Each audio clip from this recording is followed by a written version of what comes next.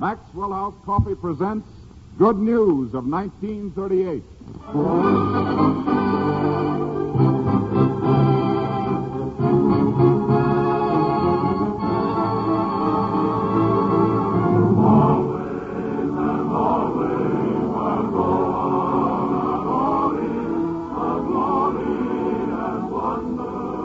Another hour behind the scenes in Hollywood, brought to you by Maxwell House Coffee from Metro-Goldwyn-Mayer, home of the screen's greatest stars. So imagine yourself with us on Metro's Stage 30, where tonight you will meet Una Merkel, Florence Rice, your old friends Fanny Bryce and Hanley Stafford, Frank Morgan, Judy Garland, Robert Young, tonight's guest of honor, Clark Gable, and Meredith Wilson, who starts our program with Oh Mama.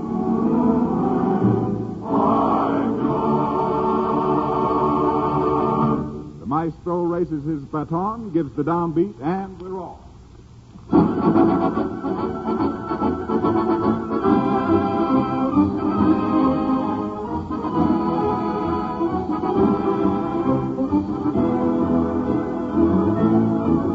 Mama dear, come over here and see who's looking in my window. It's the butcher boy, and oh, he's got a bundle in his hand. Tell me why he winks his eye whenever he was by my window. Daughter, he's in love, and you're in love, and love is grand. Hey, Marie, I got it the pork chop. Hey, Marie, I got it the lamb chop. Hey, Marie. Oh, yes? You want to marry me? Vive la France! The butcher boy, I want to marry the butcher boy. Oh, Mama, forget that man for me. Oh, Mama, a handsome and deary me. Oh, if I'm gonna marry, it's the butcher boy for me. Mama dear, come over here and see who's looking in my window. It's the baker boy, and oh, he's got a bundle in his hand. Tell me why he winks his eye whenever he goes by my window. Daughter, he's in love, and you're in love, and love is grand. Hey, Marie, I got it the fruit cake. Hey, Marie, I got it the cheesecake. Hey, Marie. Oh, yes? You want to marry me? Vive la France! The baker boy, I want to marry the baker boy. Oh, Mama, forget that man for me. Oh, Mama, happy I will be. La, la, la, and deary me. Oh, if I'm gonna marry, it's the baker boy for me.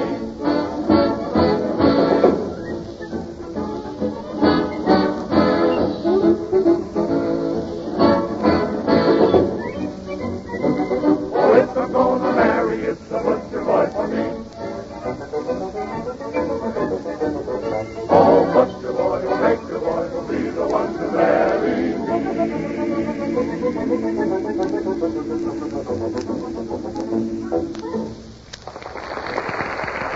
And here's your host, Robert Young.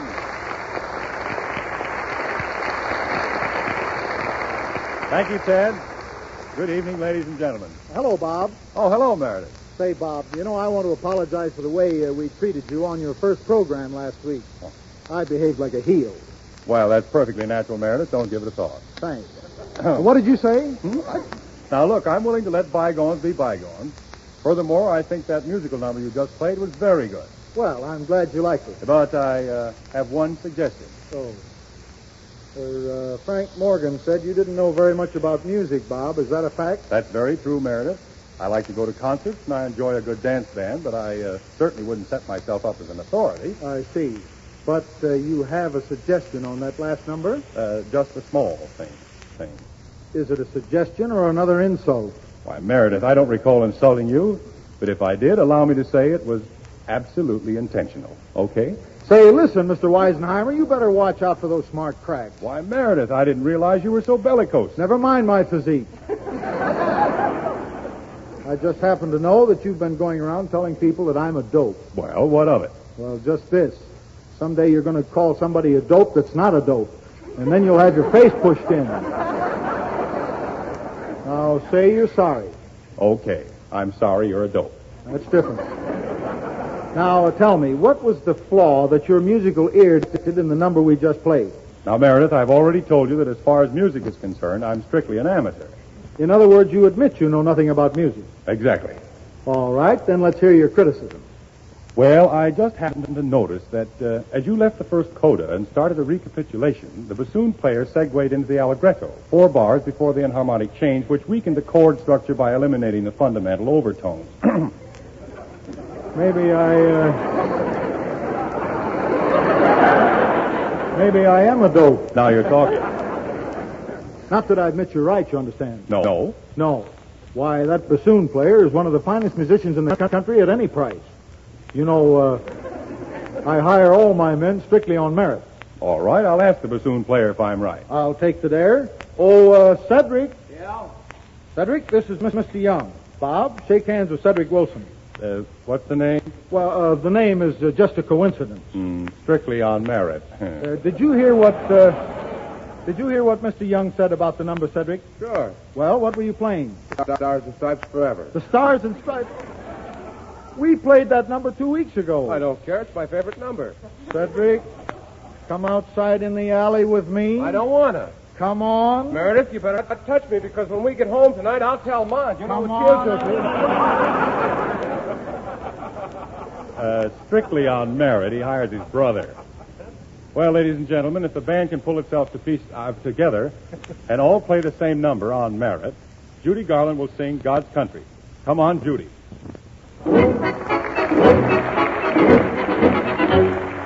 Hear ye, if you're frowning and worrying. Hear ye, if your life is all wrong. Stand up, this is no time for worrying. Stand up and give out with a song. Hi there, neighbor, go in my way. East or west on the Lincoln Highway. Hi there, Yankee, give up with a great big thank you. You're in God's country, where grass is greener, timber taller, mountains bigger and trouble smaller. Hi there, Chappie, look over the seas, be happy. You're in God's country. 100 million rooters can't be wrong, so give a hand, give a hand, give a cheer for your land. Where miles are broader, freedom greater, every man is his own dictator. Hi there, Yankee, give up with a great big thank you. You're in God's country. If your point of view is drab, take a quick vacation. Fill your car with what it takes and drive around the nation. Leave your troubles all behind, dust off your machinery. Sweep those cobwebs off your mind and view this nation's scenery. Turn your faces to the east, watch a lovely sunrise. Fill your soul with morning sun, there is work that must be done. You will find it lots more fun if you stand up and sing. Let's wave that flag for Uncle Sammy. Jessel's mother and Jolson's mammy. Hi there, Yankee, give up with a great big thank you. You're in God's country. And bathers on the table. Got Robert Taylor and Clarky Gable. Hi there, neighbor, you don't need a sword or saber. You're in God's country. 100 million roses can't be wrong, so give a hand, Give a smile give a cheer for your land. We've got Garbo, lots of others, We've got 3 of them, 4 Marx brothers. and one for Yankee. Give thanks for a man called Frankie running God's country.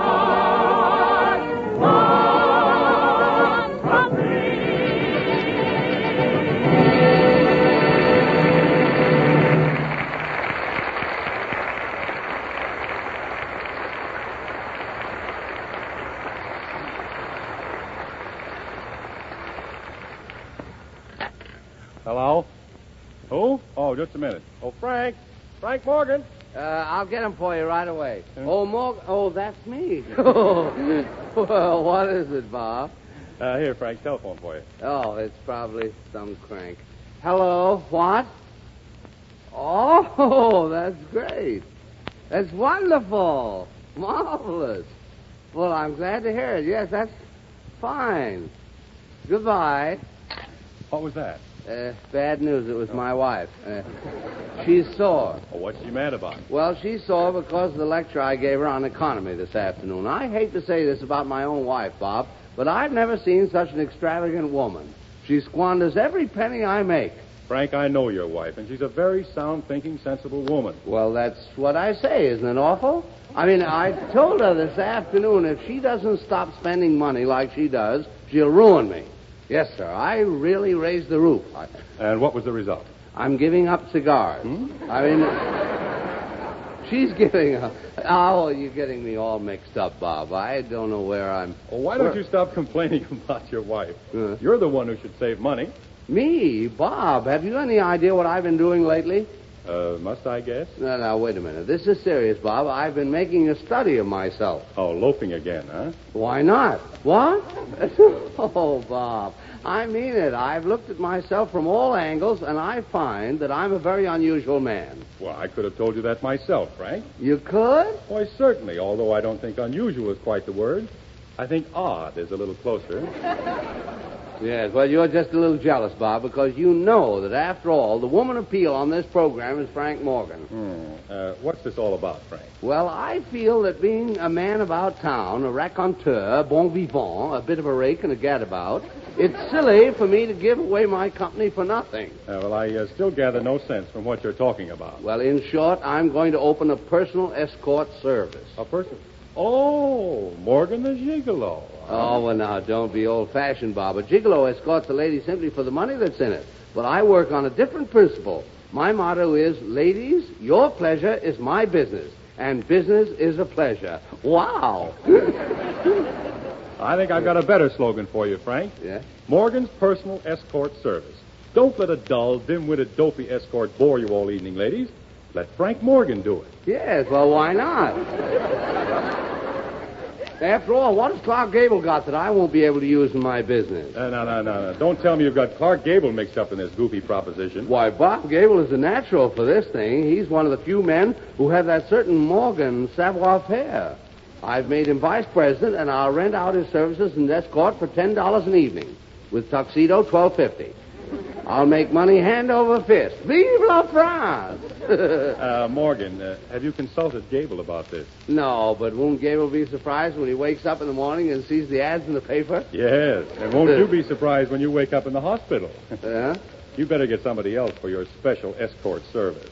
Well, who would you suggest? Well, how about Meredith Wilson?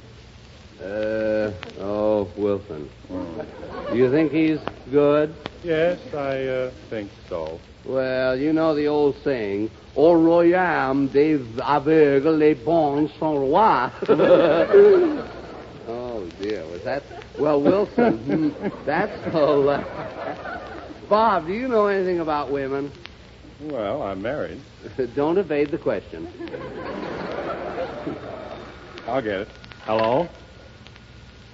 Hello, is this the personal escort service? Just a moment. It's for you, Tarzan. Oh, my first customer. Hello? Morgan's Personal Escort Service, head escort speaking. This is Gwendolyn LaForge. Hmm? I would like to hire Clark Gable for my escort tonight. I'm so lonesome. Oh, well, I'm sorry. Mr. Gable isn't available tonight, Gwendolyn, but I've got a real thrill for you. I think I might be able to get you Frank Morgan. How's that? No, thanks. I'd rather be lonesome by myself. What'd you say, Frank? How do you like that? She wants Gable. I offer her a barrel of flour, and she wants a biscuit. If I didn't know that old saying, the customer's always right, I'd swear that Gwendolyn was nuts.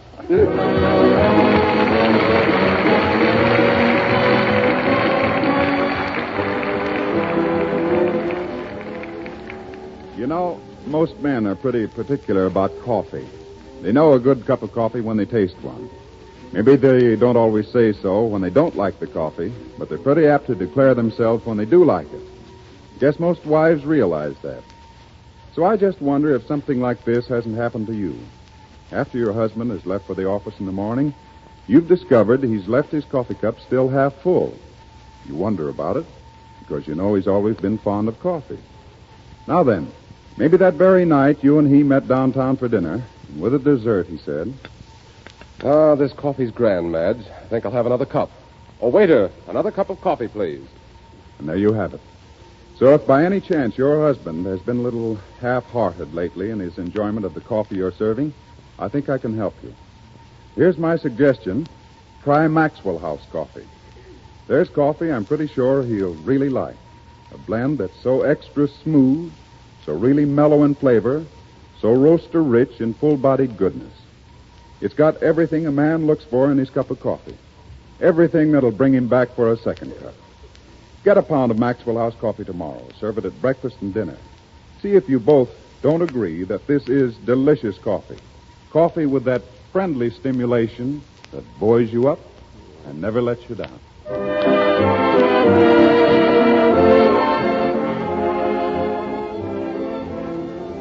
Meredith Wilson's Strictly on Merit Orchestra will now play I Believe in Miracles. Yes, and here I am to prove it. Morgan, the miracle man, with the ladies.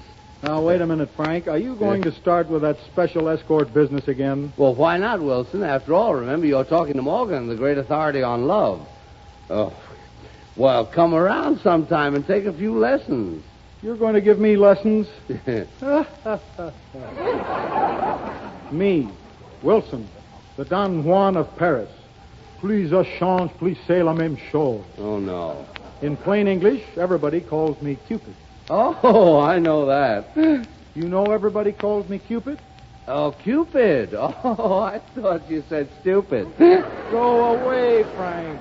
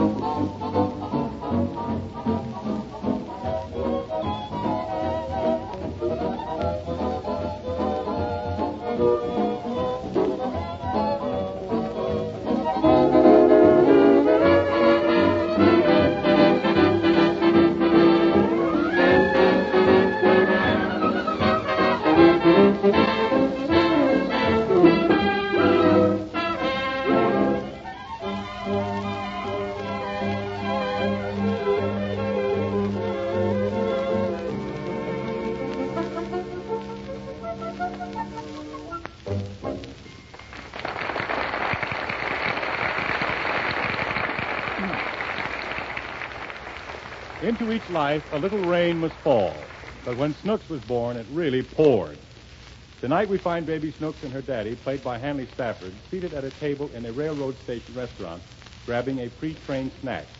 Enter now that terrible, tantalizing tot, baby Snooks.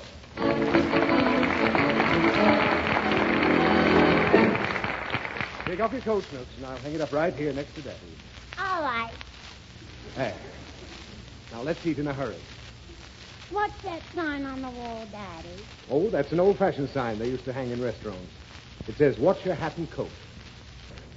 I'll watch them, Daddy. Oh, never mind that. Just sit down. And no stalling with your food. We only have 5 minutes to catch the train. Where are we going, Daddy? Oh, I've told you a dozen times we're going to visit Grandma. Oh. Why are all those people eating here? Well, they have to catch a train, too. The same train we have to catch? Yes, I guess so. It's going to be awful crowded at Grandma's, ain't it? They're not going to Grandma's. Now, give me that menu, and I'll order a quick bite.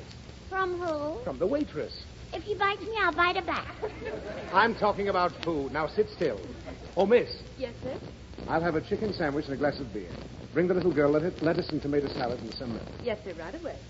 I don't want no milk, Daddy. Well, you have to drink milk, Snooks. It'll make you big and strong. What are you going to drink? A glass of beer. That's what I want. Now, don't be silly. You can't have beer. Why? Because it'll make you dizzy. And stop squirming in your seat. I'm looking to see if the coach is still there, Daddy. Now, don't you be foolish. Tuck that napkin in your neck. Now, here comes the food. Here you are, sir. Oh, thanks. Now, go ahead and eat your salad, Snooks. I want some bananas. They don't have any bananas. Yes, they have right there hanging on a stick. You can't have those bananas. They're still green. I like them. I know it, but they're not ripe. Why? Because they're green. Then I want some beer. No, it'll make you dizzy. Now, eat your lettuce. I don't want lettuce. The lettuce is no good. Oh, why not? 'Cause it's green. Well, what of it? Well, if it's green, it ain't ripe. Oh, stop that nonsense. Of course it's ripe. You said bananas ain't ripe when they're green. I know I did. Then why is lettuce ripe when it's green? Because that's the color of lettuce when it's ripe. Well, what's the color of it when it ain't ripe? Green! It's green when it's ripe, and it's green when it's not ripe.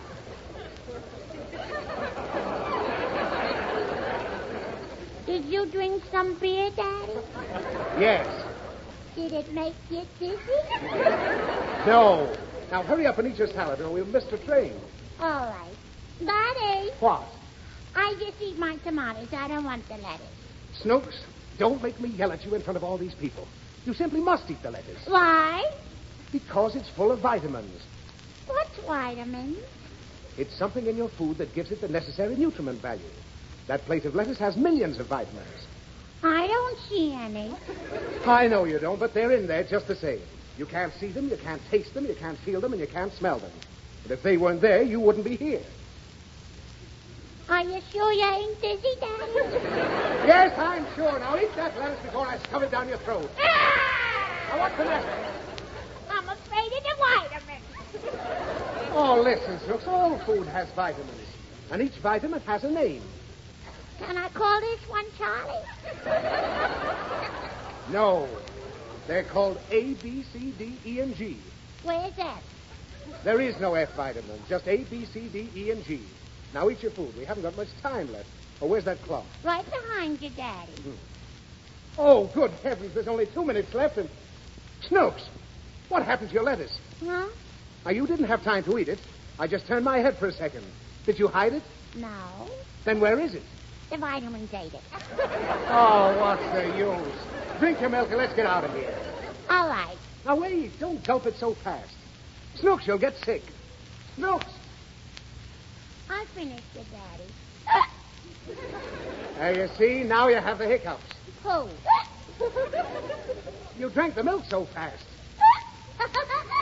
Now, stop laughing then. I can't. My stomach tickles me. Oh, here. Take a little sugar. That'll make the hiccups go away. All right. Oh, swallow it. Now drink a little water and hold your breath while I count 5. Now, here. 1, 2, 3, 4. I told you to hold your breath while I counted 5. What's the matter? I held my breath and the hiccup pushed it out. Well, drink some more water and hold your breath this time. Now, here. 1, 2, 3, 4, 5. There. Now, let your breath out. Oh, don't! Let the water out, too. You see, you blew it all over me. I'm sorry, Daddy. Oh, well. Are the hiccups gone? Uh-huh. Are you sure? Uh-huh. It's better now. It came back again, Daddy. Oh, my heavens. Snooks! Huh? Move! Move! What you doing, Daddy? I'm trying to scare you. Move!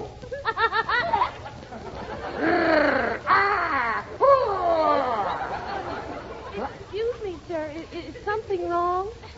I much beer. Oh, nothing of the kind. Never mind, miss. Everything's all right. Yes, sir. Oh, what's the matter with you, Snooks? You know very well I was only trying to cure...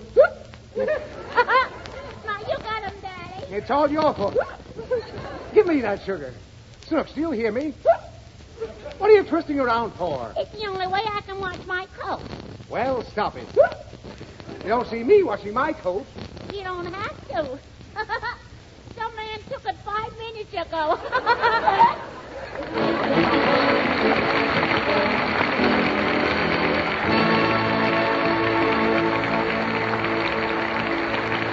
Thank you, Fanny.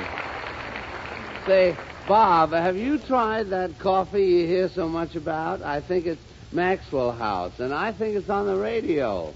Yes, Frank. It's Maxwell House, and this is the Maxwell House program. Oh, is it? Hmm. Oh, of course, yes. So it is, isn't that silly of me? Well, anyhow, I've got a grand idea for you. An idea, Frank? Well, let's have it. Well, why don't we take time out right here on this program sometime, just long enough to have a cup of Maxwell House coffee? Isn't that an idea? Yes, Frank, that is an idea. In Yeah. fact, it's so good an idea that folks have been enjoying that custom of a steaming cup of fragrant Maxwell House coffee on these Thursday evenings now for the past 6 years. They have. Copycats.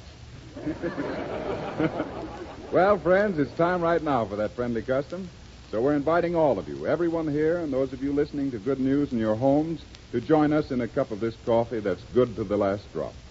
Meredith, let's have some of that good music that goes with it.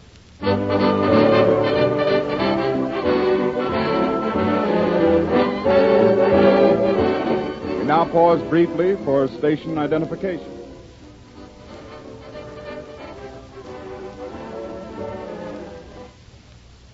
You're listening to KFI Los Angeles.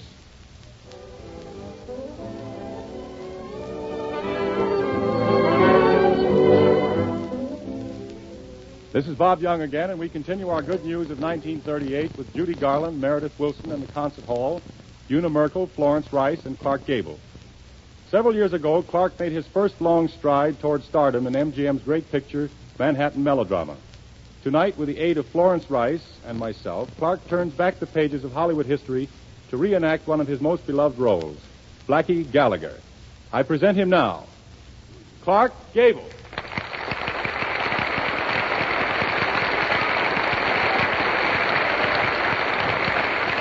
And now a brief synopsis leading up to our scene tonight, please.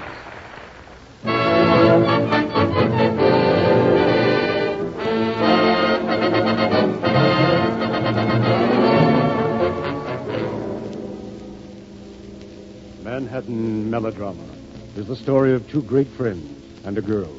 Blackie Gallagher, played by Clark Gable, and Jim Wade, played by Bob Young.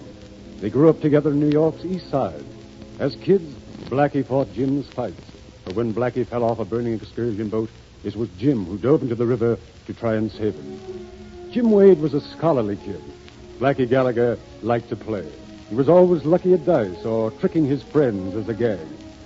At the death of their parents, a kindly old man adopted the both of them. Blackie saw his beloved foster father killed in a riot by the hooves of police horses. He swore he'd get even with cops. Jim went to law school, became assistant district attorney. Blackie opened a gambling house. Worlds apart, they remained dear friends.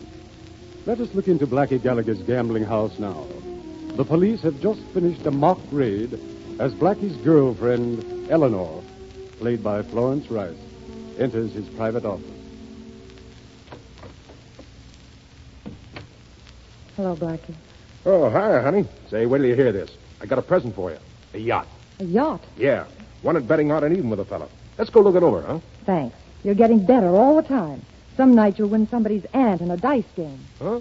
Say, snap out of it, baby. The man wanted to gamble and I won, that's all. Sure, that's all. That's all it amounts to you, Blackie.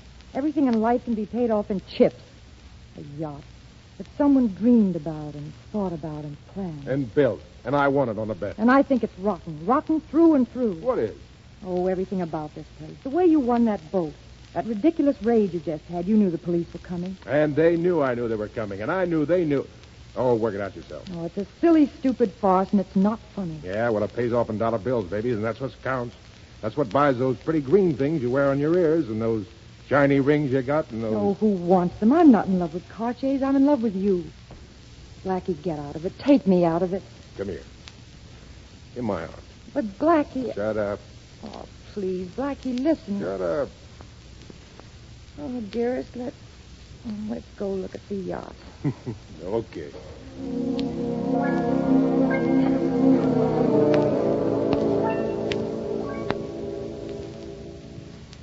Oh, it's a grand yacht, Blackie. Let's sit down here. Okay. It's so lovely and restful. Yeah. You're lovely and not so restful. A night like this, and a place like this, they're real, Blackie. They're beautiful. They're clean. Don't they do something to you inside? Yeah, you bet. Darling, listen. Now that you've got this boat, let's go away on it. To the South Seas, the Orient, the Mediterranean, wherever we want to. And we'll have quiet, peaceful days and nights like this one. Yeah, that'd be dandy. We could work out hundreds of crossword puzzles and play double Canfield. Oh, be serious, Blackie. Take this chance. Get away from those cheap hoodlums that hang around you like so many flies. Some grass, rackets, gambling house. Yeah, now, wait a minute. This is me. That's what you've got. That's what you fell in love with. No, you're wrong. I fell in love with a very little boy who was playing with a great box of matches. And I don't want my little boy to get burned. Come here, honey. He's going to get burned, and he's going to love it. Kiss me. No, don't, Blackie. Hey, what's got into you tonight? Oh, it's not tonight. It's every night.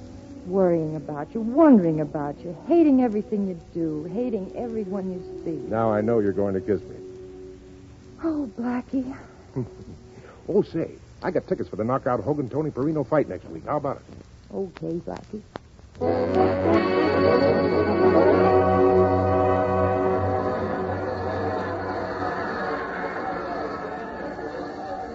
Hey, Blackie! Jim! Why, Jim, what are you so-and-so. doing up here with all these low-class people? I haven't seen a fight since you and I cleaned up on the O'Malley brothers. Remember, Blackie? Oh, do I? Tell me, is Knockout Hogan as good as you? What, never seen Hogan? No. Say, I'll have you meet him sometime. Nice guy. If I'd known you could have come, I'd have made my girl stay home. She's in there waiting for me.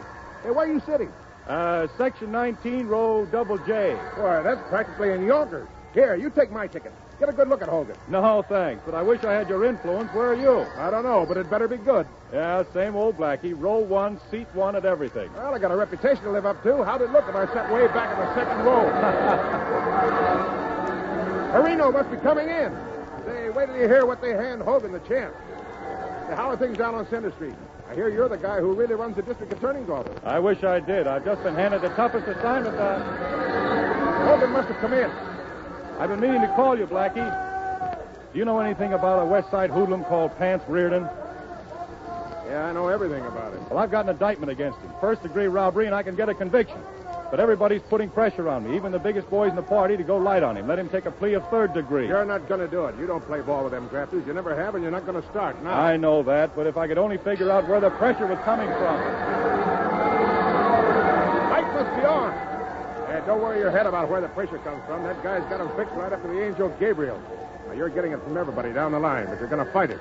Jim Wade is the one guy money don't talk to, and he never will be. Yeah, just listen to how you talk. Remember that old saying about practicing and preaching? Yeah, listen to me, pal. You're big stuff, see?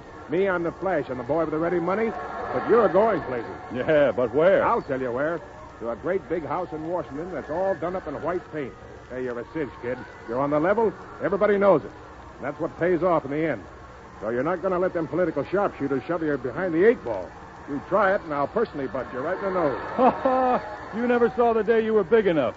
Which reminds me, how about watching Mr. Hogan push Mr. Perino around? Yeah. Say, when are we going to get together again? Been weeks. Well, how about tomorrow night? Saturday? Oh, I can't. That's the biggest night in the week for me. How's Sunday? No, Bar Association. Well, Monday, then. I'm starting the Reardon trial Monday. I'll tie me up every day and night for a week. Oh, well, I'll give you a ring. Oh, that's how we always wind up. What's the matter? Fight must be over. Over? I wonder who won. Hogan. How do you know? Oh, I bet on him, didn't I?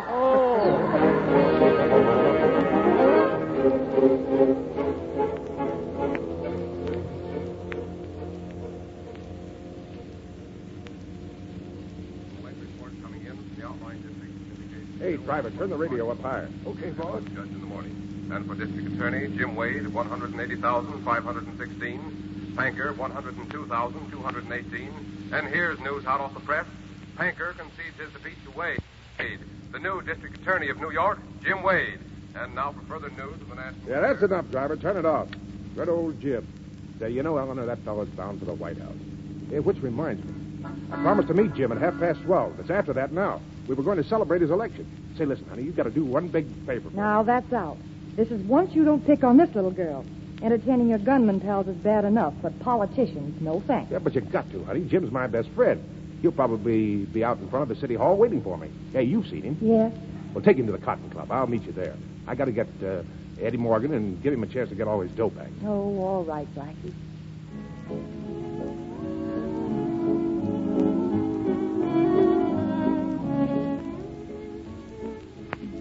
And so ends the reading of this week's success story.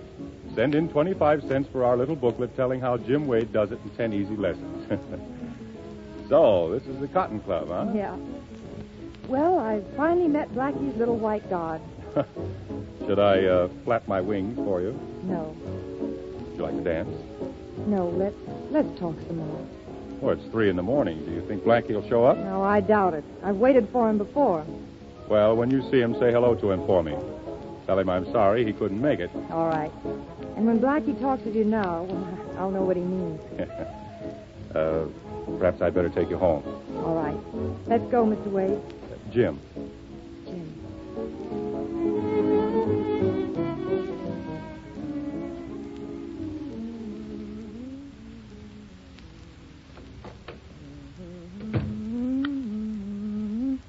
Oh, Blackie. Blackie, wake up. Oh, hello. Hey, I fell asleep waiting for you. Say, where's Jim?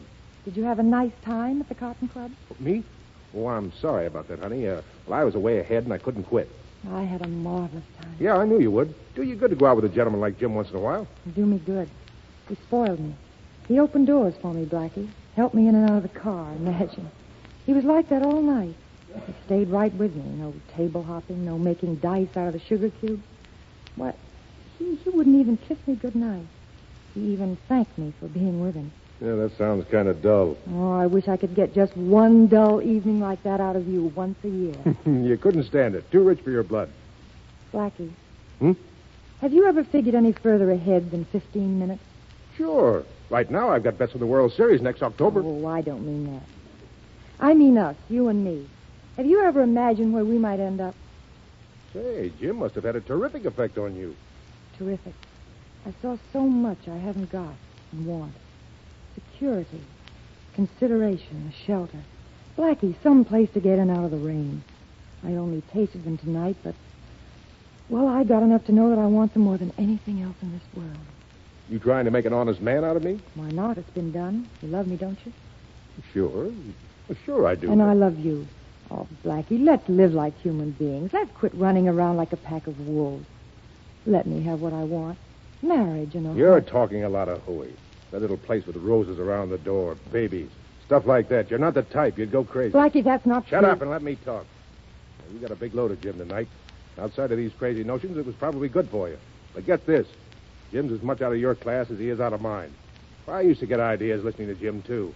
Ideas about being something. But I forgot them because they're not my stuff. I'm going home. Blackie. Yeah?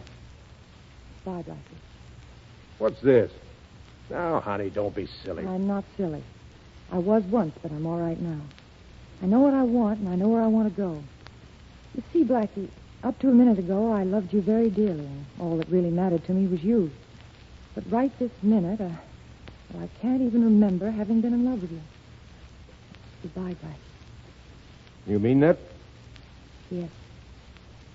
Okay. Goodbye.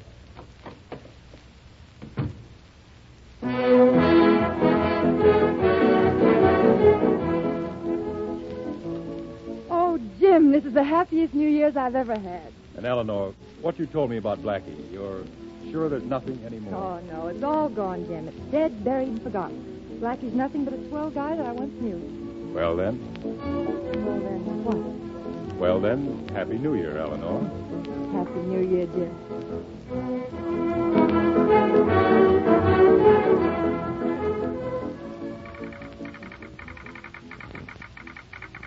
June 16th, Jim Wade, District Attorney, weds Eleanor Jones.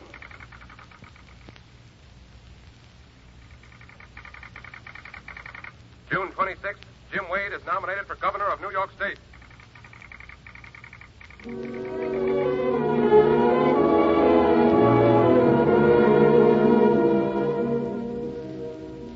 Eleanor. Oh, hello, Blackie. Oh, I saw you eating alone here, so, well, I thought I'd come over and say hello. What you doing eating alone? Sit down, Blackie. Hey, you look worried. Are you happy? You mean with Jim? Very. Yeah? Well, then what's wrong? It's about Jim and you and me. Someone's trying to hurt Jim, Blackie, by bringing up your friendship with him. Yeah? He says he has proof that Jim's been shielding you and, well, you know the rest. Jim insists it won't hurt him in his campaign, but I've heard different. Well, it ain't true. But a lot of mud throwing ain't going to help Jim. Say, who is this guy? His name is Snow. He has a grudge against Jim, and he's waiting until just before the election to spring everything. No. Yeah, I know him. Sure. Yeah, well, I'll look him up. Maybe I'll talk to him. You know, Jim's headed for the White House. He's square. Well, give my regards to the big shot, will you? Snow, eh?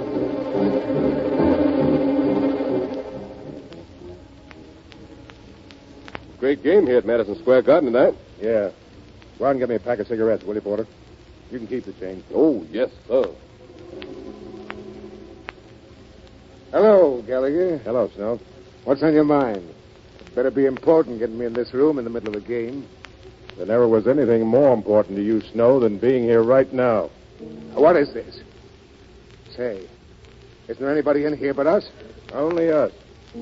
Gallagher, what are you going to do? Just a little favor for a friend.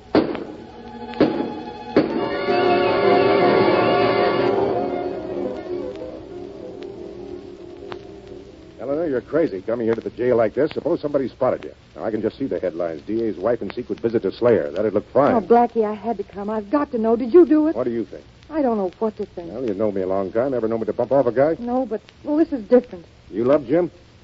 More than anything else in the whole world. Blackie, I never knew what love was until I met Jim. You see, If you love Jim so much you want to see him, Governor, keep quiet. Mr. Attorney, remember that. You tell him about that day we met in the restaurant, and he'll get you on the stand. Then where is he? But you, this means your life. What's my life? Now, listen, you keep your mouth shut. You know, Blackie, for a while I was almost ashamed that I ever loved you. I'm not now. I'm proud. Yeah, that's fine. I think you're okay, too. Time's up. Yeah. So long, Eleanor. Goodbye, Blackie.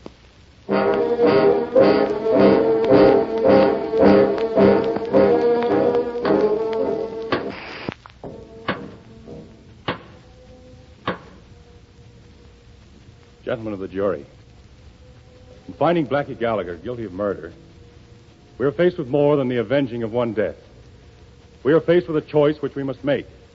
Either we can surrender to an epidemic of crime and violence which will destroy our homes and community, or we can serve warning to the host of other criminals and gangsters that they're through. Many years ago, when an excursion boat burned, I made a boyish attempt to save Blackie Gallagher's life. Today, I demand his death.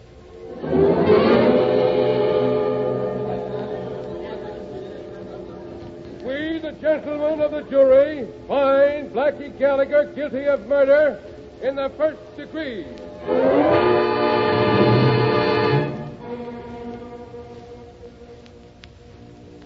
I'm sorry, Blackie.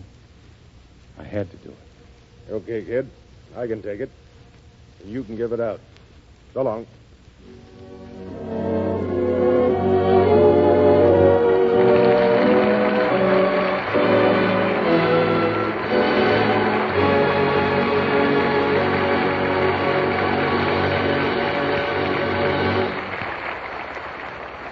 Thank you, Clark and Florence Rice.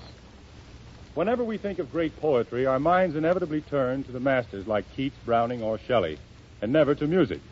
We seem to forget that some of our lyric writers are really fine poets. One such famous poet is Irving Berlin.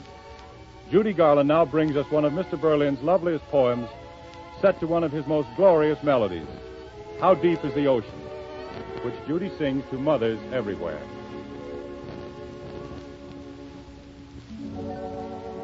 How much do I love you?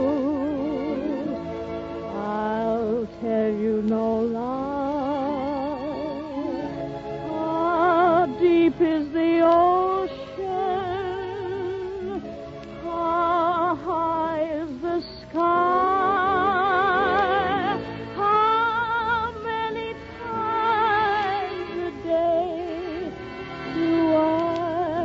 think of you, how many roses are sprinkled with you. How far would I travel to be where you are? How far is the journey from here to a star? And if I ever lost you, how much would I cry? How deep is the ocean? How high is the sky? If I've been bad, I'm sorry. If I've been naughty, then I'm sad. For I would never, never hurt you. I want so much to make you glad. Perhaps someday I'll find a way to show you, a way to show you how much you've been worth, a way to say how very much I love you. The grandest mother on this earth.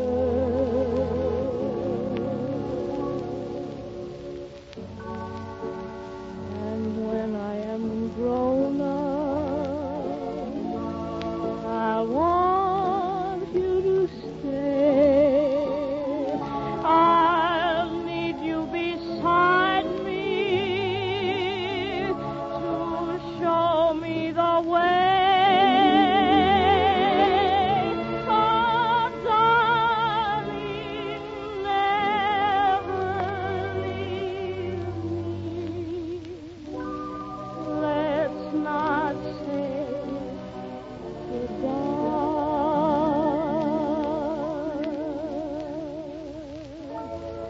We'll go on together. My mother and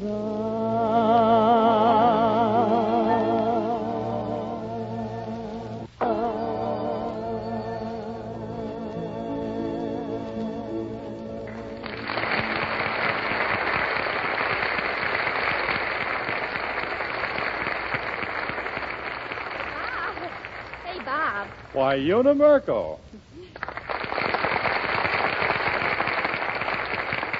I'm glad to see you. Oh, well, I'm glad to be here, Bob. I always have such a lovely time with you. You're always so considerate and thoughtful, and I've always liked you and kind of looked up to you. And, well, I'm always thinking about you. And then, of course, I heard that Clark Gable was going to be here, too. Oh, but you're always thinking of me. Oh, I surely am, Clark. Bob. Where is Clark? Now, wait a minute, Una. Have you got another one of those articles up your sleeve? Yes, I have, Bob, and I know you're just going to be crazy about this one because I made it up all by myself from an idea that you gave me. You remember you said you'd like to write an article, What I Think of Una Merkel? Yes. Well, I thought it was a wonderful idea, but I decided I'd rather have Clark Gable write it, so I wrote it. You decided you'd rather have Clark write it? Yes. So you wrote it? Yes. Mm-hmm. I suppose you'll sell it to Collier's Weekly, and it'll be printed in the New Yorker. Oh, no. We're going to have it printed right here in Los Angeles. I love it out here, don't you, Bob? You meet such nice people. Where's Clark? Now, listen, Una. One of the jobs I'm supposed to do on this program is keep the stars from being bothered by interviewers. I'm sorry, but you can't talk to Clark Gable now. Oh, dear. Well, Bob, in that case, I'll just have to let them print the article the way I've written it. Oh, wait a minute. Hey, Clark! Clark! Yeah, what is it, Bob? You better come over here and defend yourself. I'm leaving right now before the sparks begin to fly. What is it? Oh, hello, Una. Hello, Clark, darling. I heard you just now when you were acting in that perfectly lovely sketch, Manhattan Cocktail, and I thought it was grand. Manhattan Cocktail? It's melodrama. Oh, well, what if it is? Some people like comedy and some like melodrama. You know. All I'm trying to tell you is it's not Manhattan Cocktail, it's Manhattan melodrama. Oh, well, it doesn't make any difference. I never drink anyway. You know, what I really wanted to talk to you about was this article that I've written. Oh, it's a wonderful idea, and I'd just like to get your approval on it. Yeah, sure. What is it? Well, it's an article called What I Think of Una Merkel by Clark Gable. It sounds interesting, if true. Oh, well, it's interesting. You want to hear it before I send it to the publishers, Clark, darling? Yes, I think I'd better. All right, here goes. Quote, here's the real lowdown on what I think of Una Merkel. Una was born in one of the most aristocratic counties of the Old South. And to coin a phrase, Una was born with a silver spoon in her mouth. And a mint julep in her hand. Oh, no, indeed. It was my father had the mint julep in his hand. You know, he went through a terrible strain before I was born. I imagine he's been through something since, too. He surely has. Do you know what the doctor said when I was born? Well, now, why bring that up? Well, Clark, how did you know? Hey, look, Una, do me a favor and read me the article on what I think about Una Merkel before I write one myself. Surely, Clark. Well, let me see. Oh, yes. Quote, Una's childhood was the childhood of any high-spirited Southern girl of gentle breathing, very much like that of the famed heroine Scarlett O'Hara.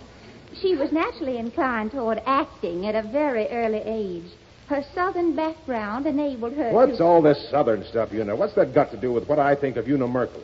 Oh, well, nothing, but I thought it might help me get a part in Gone with the Wind. I see. Well, it's too bad you weren't born in France. Why? Well, we could give Marie Antoinette a plug.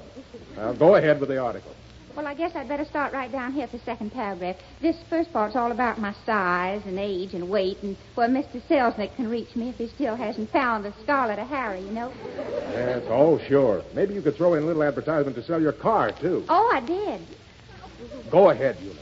All right. Quote, whenever anybody asks me who is my ideal girl, I immediately say Una Merkel, quicker than you can say Jack Robinson. Is that okay with you, Clark? I'll take Jack Robinson. But don't mind me. Keep punching, Una. Quote, my friends have heard me say time and again that Una Merkel is without a doubt the most brilliant, charming, and beautiful young creature that ever walked the earth. Hold it, Una. Hold it. Isn't that a little immodest? Well, Clark, it would be if I were saying it, but don't forget you're the one who's writing this article. And besides, you know, it's not really what you call drawing the long bow, if you know what I mean. After all, this article should contain facts. That stops me. Read on, Una. Well, all right. Goes on to say, quote, I have tried many times to date Una up for an evening, but she's so popular I simply can't get to first base. Of course, she has a private telephone number, which she only gives to people that she thinks an awful lot of, and that number is... You listening, Clark? I'm listening. Well, Una Merkel's private number is Bryant 97800, and you can call me anytime after 8 o'clock. It's an interesting article, isn't it? I don't want any part of it, honey. You mean you don't like it so far? I mean I don't like it. That's not what I think of Una Merkel at all. Oh, well, what do you think of Una Merkel? You want to know? Yes. Shall I tell her? Oh, yes, tell me. What do you think of Una Merkel? Yeah, lean over, Una. I'll have to get. Oh, why, Clark, and give up writing? Positively.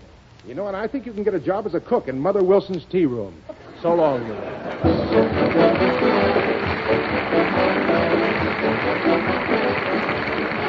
And now, Ted Pearson. Thank you, Bob. You know, the other day I rode home in the bus behind two housewives who were discussing their favorite topic, their husbands. One woman said, one thing I can't seem to do is make coffee that John likes. And yet I've tried brand after brand. Well, you know, Helen, most men are terribly particular when it comes to coffee. I had the same trouble as you until I hit on Maxwell House. Friends, Maxwell House does make a marvelous cup of coffee. So if you've had trouble pleasing your husband with the coffee you serve, why don't you try Maxwell House? It's the one coffee most men like. They like its rich, mellow flavor. They like its full-bodied goodness. They like that feeling it brings of deep-down satisfaction. Now, that's because Maxwell House coffee is a superb blend of coffees to begin with. Then it's packed in the super vacuum can so it reaches you with all its flavor and goodness sealed in, roaster fresh whenever and wherever you buy it. We offer you Maxwell House in a choice of 2 grinds. The special drip grind for all drip and glass coffee makers, the regular grind for percolator or boiled coffee. Because we know how important it is to use the right grind for the way you make your coffee. And then we offer Maxwell House in 1 and 2 pound cans. If you use lots of coffee, you'll find it thrifty to buy the 2 pound size. So choose Maxwell House tomorrow. See if you both don't get more real pleasure from this coffee that's truly good to the last drop. And now Meredith Wilson opens the doors of our concert hall and invites you to listen to another in his series of the world's most beloved melodies. In the past few weeks, you've heard, among others, the world's most beloved piano selection, violin solo, and lullaby. Tonight, with Judy Garland, our solo violinist, Margaret Hedges, and the Max Terre choristers, Meredith presents the world's most beloved serenade, the serenade written by the immortal Franz Schubert.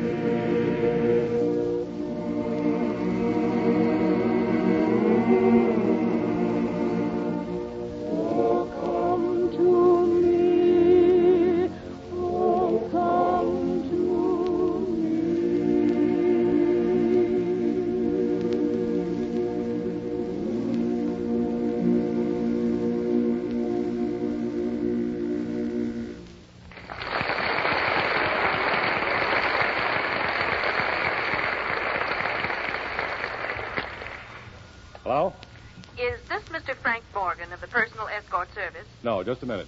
Hey, Morgan, here's a call for that personal escort business. Oh, I suppose she wants Gable, too. I'm sick and tired of it. Here I work my fingers to the bone building up a business, and all they want to do is talk turkey. Gable, Gable, Gable, Gable, Gable, Gable. I've had enough of it. The whole thing is positively insulting. Give me that phone. Hello? Hello? Yes, you and Gable can go jump in the lake. What's that? I don't want Gable. I want Frank Morgan. Well, I don't... You... What? Oh, say, Bob, what kind of a woman is this?